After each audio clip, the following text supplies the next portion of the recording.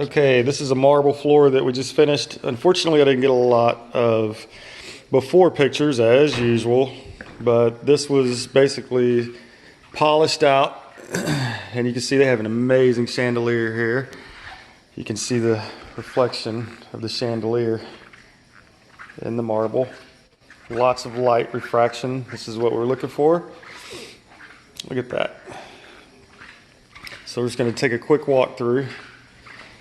And I haven't even done the final buff on here, really. There's still one step to go.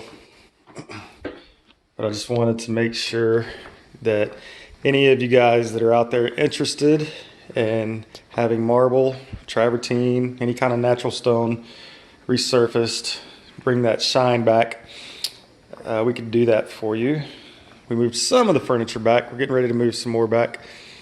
But right now, I believe it is probably 8 o'clock or so in the evening. We started this morning, and this is what we have.